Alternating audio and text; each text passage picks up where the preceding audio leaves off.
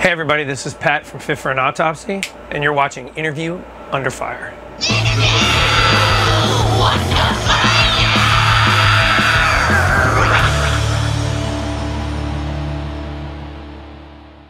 So we're going to kick things off. Pat, welcome back to Dallas, bro. Thank you so much. And of course, thank you for just taking the time to sit with me today. Like, of course, every time you come through Dallas, I feel like we haven't done this enough, but when you do come through, we Interview Under Fire and Fit For An Autopsy, this relationship we've had in the last few years. 10 years, 8 years. We got through a goddamn pandemic for all things, but yeah. How is the tour? How are you? I don't know if I even asked you that yet, but... Tour's been great. You know, such a weird climate right now because of all the crazy insanity going on here and around the world. So some of the shows have been absolutely incredible.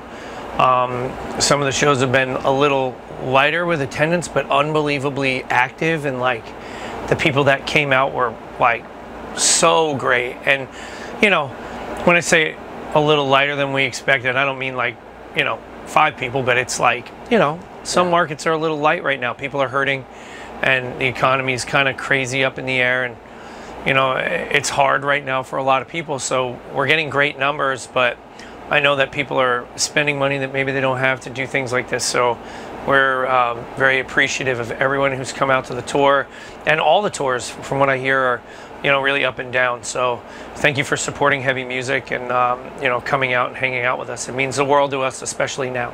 Speaking of which, my buddy Tyler is actually outside. He actually saw you guys in San Antonio last night. Tyler's a really good friend of mine, by the way. Out of all the Fit For An Autopsy like fans out there, I think I know exactly who you're talking about. Man, I think you owe him a hand job, if I'm not mistaken. Yeah, something like that. He's a fantastic person and beautiful to boot. So yeah, why not? Yeah, I just want to give a shout out to him because out of, you mentioned like the people coming out to these shows, he's always the first one there. He's always the one to tap me when I'm actually taking photos in the pit. Yeah, and he's always the one to text me. He bought 2 fucking VIPs, dude. 2 VIPs. Dude. Like, that's a lot for me. I mean, look, the fact that we can do a VIP and people even care enough to like sit down, and we are providing a pretty cool VIP package. We made it pretty enticing. Like, there's a 7-inch with a couple of singles on it that's we printed, I think, 500 or 1,000 of them. Yeah. I think 1,000, and that's it. Like, we're not going to print any more, so they'll be available here, and then we might like bring some to Europe with us and kind of just get rid of them. So you're never going to see them again. Like, that's it. And then we play a couple of tracks that we're not playing in the set, and it's like a really cool one. You get like buttons and signed posters, but we do a Q&A where we get like real deep, and we're willing to answer any questions. So it's been great. But he fucking bought 2 of them.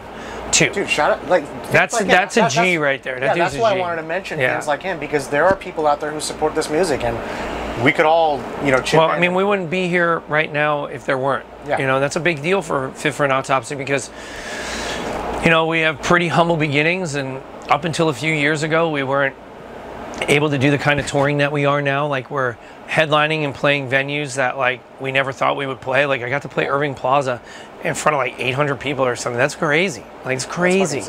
So like, it's just really cool to have a fan base and have people care about what we say. So it's good. You know, we feel good. It hasn't hit me yet, but I know you're sitting in front of me, but it hasn't hit me yet that you're sitting in front of me right now, because I've been following you for so long, and just when I go home tonight, I was like, man, Pat was here tonight. Yeah. Because you're always such a, to me, you've known this. You're an inspiration to me, to our publication, and the fact that you even support people like us. Well, bringing bands out to the forefront, of course. Yeah, but the thing is like, it's an equal shake, right? Yeah. Without fans, we don't play shows. Without people that buy music, we can't pay bills. Like, without companies and you know, podcasts and, you know, people that do what you do, we can't, you know, get to new people and do new things. So it's not us supporting you, it's a community supporting itself. And there's something beautiful about that. Like, metal and extreme music are very internal. Everybody knows each other. It's a very small world. You know, you fart, people know. You know what I'm saying? So it's just, it's nice to know that there are people like you that actually care about what we do. You know? I'm going to keep this short so you can get to your VIP. And we got time. And we got time. But, you know, I want to share something with you because I think this is important.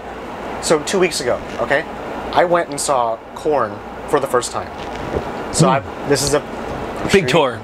Big tour. Big tour. Yeah. Korn, Gojira, Spirit Box. How cool is it that Spirit Box is on that tour? That's cool. That's fucking cool. Like, and people who maybe have never been exposed to Spirit Box's music, especially Korn's demographic, you know, and they're like, who was the first band with the girl? So I went and saw them in Houston, and I went out of town. Dude, to see Courtney and Mike are the nicest people, and she's a fucking ripper front person, dude. Dude, what a ripper, dude. The stage presence, incredible. And you notice it right when we toured with her and Mike when they were in that So I Wrestled a Bear once. That's right. And we met them, and they are just fucking kind, and they deserve every ounce of success that they get. Good, fantastic people. Yeah. And I'm going to bring that up because I know we're reminiscing about something like that, but that was the first time I saw a band like Korn, and it really hit me in a whole different way. I want to ask you, what is your Korn, if I may ask? If there's a band that you really look up to for a long time, and you maybe having a chance to be exposed to their live presence. On the spot. I see. Well, I go to a lot of live music has always been a thing for me and my brother. Yeah. There's been a lot of bands, man. You know, Steely Dan. Oh, I would just throw it out there. I've never seen them live, and I know they're not a metal band, but I've seen most of my metal band heroes, and I've met a lot of them, and been fortunate enough to have a brother that was in the extreme music world that took me out to a lot of shows. But Steely Dan is like this perfect band for me. They're my favorite band ever, and there's a lot of memories of my childhood. Me and my sister, who unfortunately passed away a few years ago. Like, life is what it is. You can't stop the clock, you know. And so, yeah, I think Steely Dan would be like a really cool thing for me to see. It's one that I've always missed, you know. I really appreciate you sharing that. Yeah, it's like, I can tell that really meant a lot to someone like you, who's been through so many shows, who's been through so many tours that you played yourself. But this final question I'm going to ask about this tour, okay? Yeah. You guys, of course, Distant, Sylosis, Judiciary, Bodysnatcher. Fantastic. I ask a lot of questions about chemistry between different members of the same band, which you know this. Yeah. Because I always find those questions kind of interesting because fans want to know. But in this case, I do want to talk about the chemistry between the different bands on this tour. Yeah. Do you think it takes chemistry to make a tour like this work? And if so, what kind of chemistry do you take with you on the road to make this tour happen? Well, this is my first, maybe my second tour. Actually, it's my second tour where I wasn't like fully TMing, right? We've been, you know, Will and I have always done the business end of the band, and now we're like bigger and it's harder and bigger rooms, and so we needed somebody. So I guess professionalism is first always. You're not always going to get along with everybody, and that's not the job. The job is find ways to make the hard situations work. That's the job, right? So then there's that, and then there is also the idea of we all have the same job and we're all at different levels of that job. Yeah. And I think that we're newly starting to see some success that maybe we didn't expect to ever see. And there are bands on this tour that are smaller and doing their, you know, first tours, you know, of this type. And I know Judiciary is kind of traditionally a hardcore band, and they're doing fantastic on the tour. Sylosis hasn't done a tour in the US since 2013, but I mean, those dudes are incredible. Everybody in the band is great. Josh is awesome. Distance, like, first time we've met and hung out with them, and they're super gracious and like really fucking nice and like really fun to be around.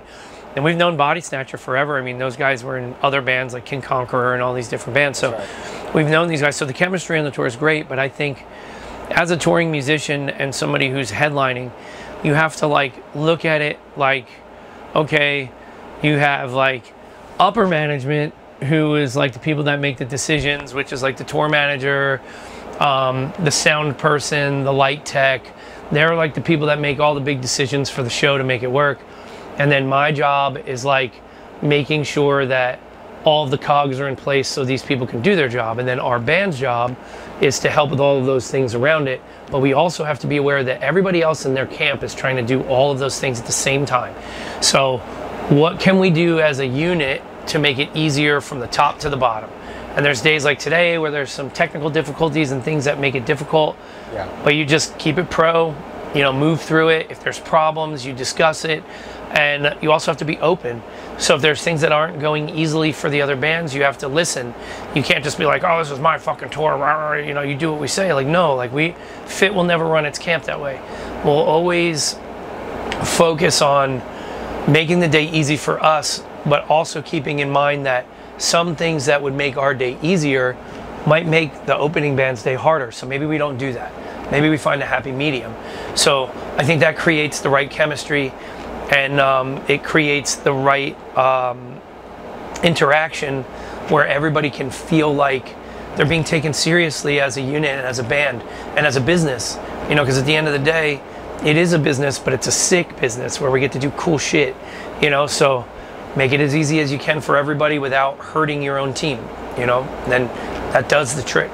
And you have such a good work ethic, aside from just being a great musician. I've seen you over the years, dude. Yeah. You manage it so well. But Pat, you make my job easy. No, every time you come in and have these conversations with me, these discussions, bro, I think we need to start our own podcast at some point. But everybody says that to me because I'm not weird about being on camera. But I would love to. I have a lot of opinions. Some of them are in our music and some of them are in my pocket. But you make it easy too, and I've done interviews with people that are not easy. We all talk about it, and when they're real questions and you're somebody that you have history with, it just makes it simple.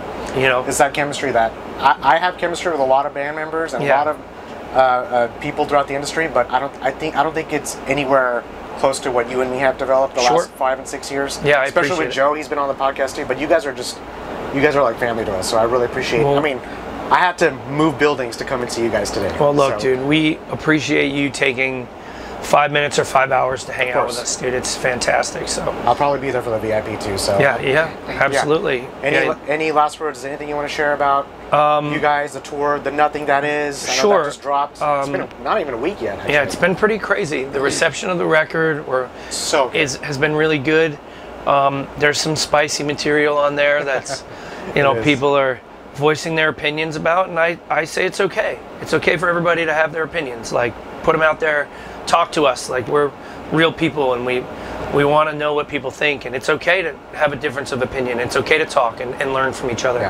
And we're here because of that and because of people, and we're always going to stand up for the stuff we believe in. But I think this record is strong and a culmination of all the years of hard work for Fit, and we've found our lane, and now we're kicking every door down that's in our way to do whatever the fuck we want, and we'll continue to do that. And that means that sometimes you got to shake it up, and sometimes you got to do the shit that you want. And Fit will continue to make records the way we want, and we will continue to tour the way we want and do what we want to do until we decide not to. So we're here for it, and everybody that's given our records a chance, even if you don't love it, even if you like an older record better, or they're always going to be here for you to listen to. So, thank you for your time and putting a little minute or two into a few of our songs, and come see us play live. It'll change your opinion on the band because we fucking do it live. Celebrate your successes. There's a level of inspiration to what you're doing, Pat. Yeah. And it's affecting people like me, so I really appreciate you for everything you've done. Thank you. So, thank you. Much for love. everything. Nothing but the best for you and guys from here on out. We'll do this again. Yeah. We'll do this all the time. So. Every time we're here. Yeah. All right. Appreciate you. Thanks.